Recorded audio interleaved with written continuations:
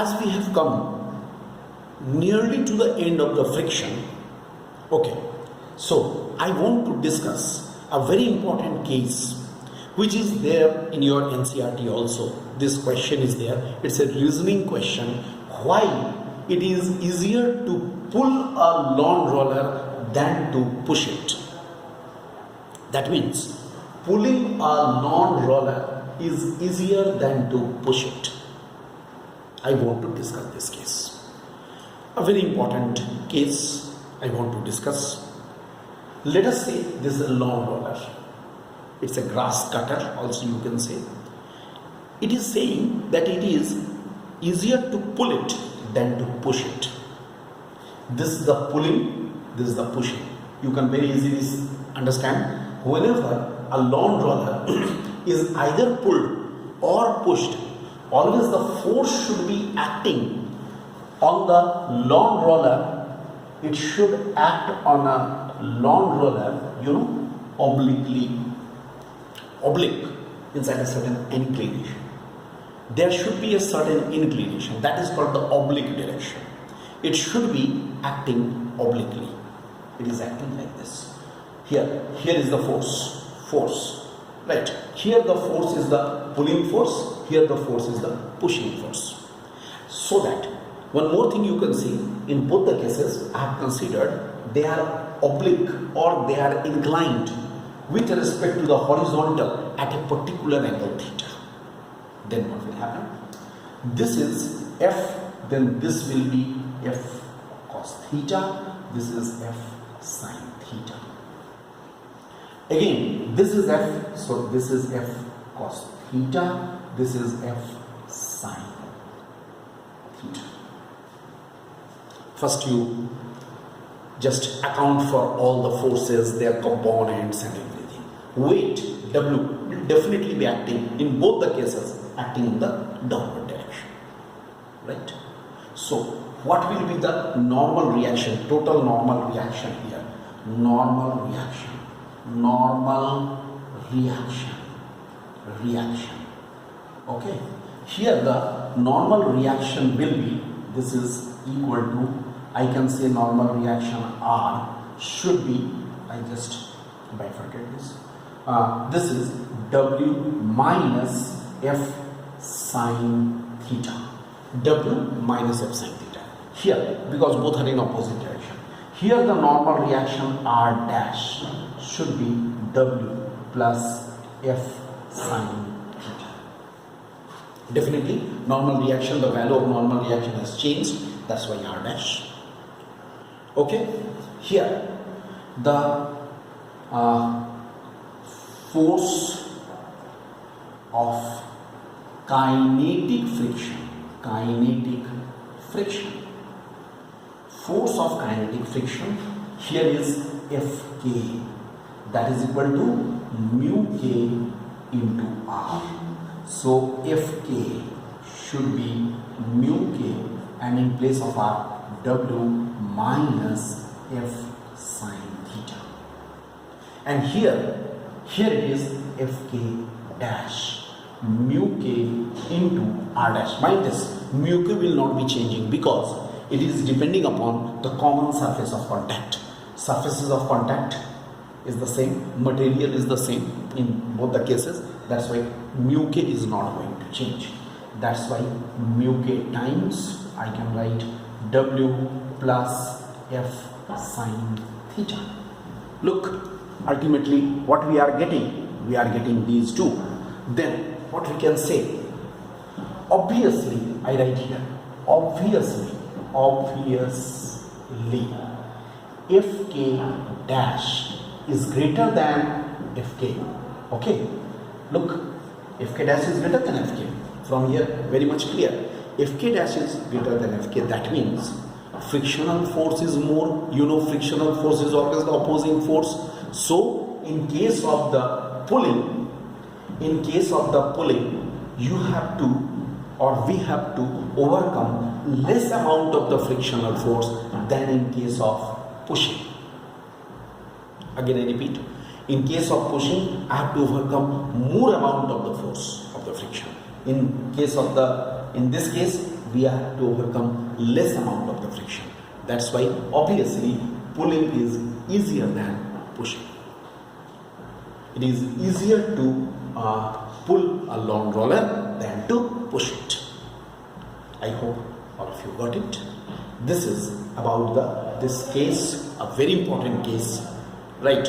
Because whenever you have to move the body, move the long roller, I have to overcome this frictional force, kinetic frictional force. तो kinetic frictional force को overcome करने के लिए मुझे किसकी जरूरत पड़ेगी? ज़्यादा इसकी जरूरत पड़ेगी. मतलब हुआ मतलब ये एफ के डैश ज़्यादा की जरूरत पड़ रही, इसकी जरूरत पड़ेगी काइनेटिक फ्रिक्शन. तो ये ज़्यादा है इस केस में, पुशिंग फोर्स में ज़्यादा है, ज़्यादा फोर्स को ओवरकम करना पड़ेगा. तो डिफिकल्ट हो गया job. This is why it is more difficult to push then to pull. Understand? Very important today. With this, this friction portion is complete, right? Now, I think it is the last portion or second last portion you can say, that is dynamics of uniform circular motion, right? Now, next part which we have to discuss, that is the dynamics of uniform circular motion. So, I think dynamics of uniform circular motion. It is also a very important topic. Dynamics of uniform circular motion.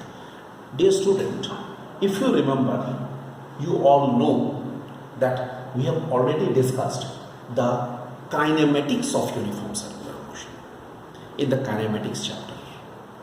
Already we have discussed and we have seen what is the centripetal acceleration. When a body moves in a uniform circular motion, then mainly what happens? What happens? In that case, the centripetal acceleration acts. In case of the uniform circular motion, isn't it? The body, if the body is making, I have told you already what is the meaning of the uniform circular motion. If there is the uniform circular motion like this, then what happens? Like this. This is in this direction AC. Okay, AC is equal to, that also you know how much it is. AC is the centripetal acceleration. AC is equal to V square by R, isn't it? V square by R. This is called the centripetal acceleration. This acts towards the center, and due to this centripetal acceleration, a force will also be acting. That is called the centripetal force. Okay, how much will be the centripetal force? We can see how much will be the centripetal force. The centripetal force must be equal to, I write here, the centripetal force, you know, centripetal force, I say FC, it should be equal to MAC, and already we have seen mv square by R or m omega square into R. This is according to Newton's law. This is the centripetal force. One more thing I just tell you, centripetal force is a real force. Try to follow me. Centripetal force is a real force. Why it is a real force? Because a centripetal force is always necessary when a body is moving in a circular path or in the uniform circular path. If a body is moving in a uniform circular path, a centripetal force is necessary. It is called the real force. But a convention, we can say, okay, the body of mass m, suppose, is moving in a circular path. It is continuously acted upon by the centripetal force. Centripetal force is always acting towards the center, okay, towards the center, in spite of the body is maintaining its direction. ऐसा तो नहीं हो रहा है कि body move कर जा रहा है अंदर. Try to follow my point. What I am saying? I am saying I can think it is our convention, it is our imagination that a body of mass m is continuously revolving in a circular path. Suppose it is moving in the circular path. It is continuously acted upon by the centripetal force, because we have said centripetal force is the real force. It is always acted upon by that force. In spite of that, it is acted upon by this force. It does not move towards the center, but it is maintaining its motion on this. How it is possible? The convention is that definitely just opposite to the centripetal force and another force is also acting in the opposite direction. That force is named as centrifugal force. Understand? Try to follow it. That force is called centrifugal force, but there is no clear evidence of this centrifugal force. It is just on the basis of our imagination. Imagination is this, that just in order that the body is maintaining its motion, that's why this centrifugal force is in our imagination. This is why centrifugal force is known as it is called a pseudo force. Pseudo. It is called a pseudo force. So mind this, whenever a body is moving in a uniform circular motion, the two forces are very much necessary. But in first force is most important. This is centripetal force, because it is a real force, and centrifugal force is a pseudo force. So इस पर हम ज़्यादा ध्यान देंगे. Centripetal force, इसका होना जरूरी है. It has to be there, right? This is about the centripetal force and centrifugal force. You do up to this. In the next class we shall discuss the motion of the vehicle, on a curved path. Alright? Motion of the vehicle on a curved path. That we shall discuss in the next class. Thank you.